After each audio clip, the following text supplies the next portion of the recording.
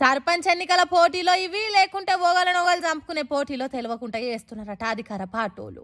మరి లేకుంటేంది రోజుకో మడ్డరు పూటకోలొల్లి అన్నట్టు చేస్తున్నారు ఊళ్ళ పంటి కాంగ్రెస్ పార్టీలు. ఒక్కో దిక్కు ఒక్కో అరాచకం అన్నట్టు మస్తాగం చేస్తున్నారు.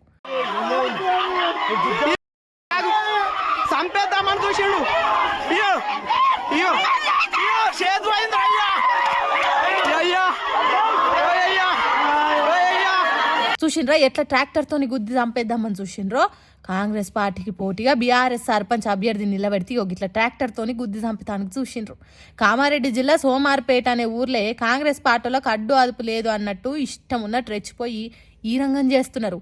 ఇక్కడ అట్లా చేస్తే ఇక్కడ చూడుండ్రి ఎట్లా కోర్కాసులతోని కాంగ్రెస్ పార్టీలు బీఆర్ఎస్ పార్టీలను కొడుతున్నారో.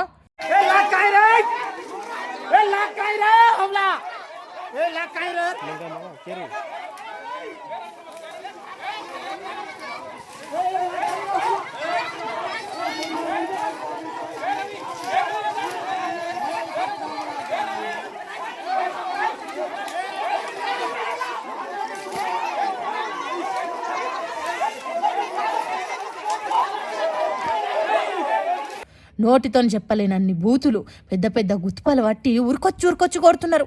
చలిమంటగా ఆగేతానికి మంటలు పెట్టిన కట్టెలు కొర్రాయిలతోని కొట్టుకున్నారు. ఇది చూస్తుంటే తెలంగాణలో కాంగ్రెస్ పార్టీ సర్కార్ కాదు నడిచేది, రౌడీ రాజ్యం నడుస్తున్నది. గింత ఘోరమా, గింత అరాచకమా? సర్పంచ్ ఓట్లను చంపుడు రాజకీయాల తీరుగా తయారు చేస్తారా? కలిసిమెలిసి ఉండే గూడాలు తాండాలు ఊర్ల నీడగొట్టి వాళ్ళ నడుమి ఇట్లా ఫైటింగ్లు చేస్తున్నారు కాంగ్రెస్ పార్టీలు. అంటే రాష్ట్రంలో శాంతి భద్రతలు ఏ తీరుగా ఎలుగబెడుతున్నారో సర్కారు చూడుండ్రి అని బీఆర్ఎస్ పార్టీలు ఫుల్ కోపం చేస్తున్నారు.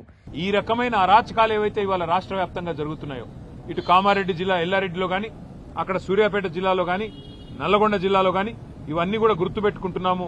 ఇవన్నీ కూడా ప్రజలు కూడా గమనిస్తా ఉన్నారు. పోలీస్ యంత్రాంగాన్ని నేను మళ్లీ కోరుతున్నా, ఇప్పటికైనా స్పందించండి, మీ డ్యూటీ చేయండి. ఒకవేళ మీరు చేయని పక్షంలో మరి మేమే డ్యూటీ చేయాల్సి వస్తుంది. తప్పకుండా శాంతి భద్రతల సమస్య వస్తుంది. దాడికి ప్రతి దాడే సమాధానం అనుకుంటే మేము కూడా తెగబడాల్సి వస్తుంది. తిరగబడ్డప్పుడు మరి మీకే ఇబ్బంది అవుతుంది, గుర్తుపెట్టుకోమని చెప్పి కూడా కోరుతూ రాష్ట్ర ప్రభుత్వాన్ని మళ్ళొక్కసారి నేను చెప్తా ఉన్నా, మరి రేపు మళ్లీ ఇంకో దశ ఎన్నికలున్నాయి. ఈ రకంగా ఆవేశాలకు లోనయ్యే విధంగా మీ కార్యకర్తలను మీరేదైతే రెచ్చగొడుతున్నారో ముఖ్యమంత్రి గారు మీ భాషతో ఇష్టం వచ్చినట్టు మాట్లాడుతూ నోటికొచ్చిన దూషణలు మాట్లాడుతూ ఇది మంచిది కాదు ప్రజాస్వామ్యంలో. ఇకనైనా సవరించుకోండి, లేకపోతే జరగబోయే పరిణామాలకు మీరే బాధ్యత వహించాల్సి ఉంటుందని చెబుతూ. మరి లేకపోతే ఏంది, ఎంతగానో ఓపిక పడతారు? సర్పంచ్ పదవికి పోటీ చేసిన వాళ్ళని చంపుకుంటా పోతే ఎన్నికలు ఎందుకు? గట్ల చేసిన వాళ్ళ మీద కేసులు పెట్టుకుంటుంటే పోలీస్ స్టేషన్లు ఎందుకు? ఇంత ఘోరాతి ఘోరంగా ఆ దేశ చరిత్రలో ఎన్నడూ జరగలేదు కావచ్చు పంచాయతీ ఎన్నికలు. అందుకే మేము కూడా తెగబడతాం. అప్పుడు అదుపు చేసుడు ఎవల తరం కాదన్నట్టు చెప్తున్నాడు కేటీఆర్. అంతేకాదు బీఆర్ఎస్ పార్టీ కార్యకర్తలకు ఏం జరిగినా ఊకోమన్నట్టు చెప్పిండు. మరి ఆఖరి విడత ఎన్నికలన్నా సాఫీగా జరిగేటట్టు చూస్తుందో కాంగ్రెస్ సర్కార్లా, లేకుంటే సంపూర్ణ రాజకీయాలు చేస్తుందో చూడాలి.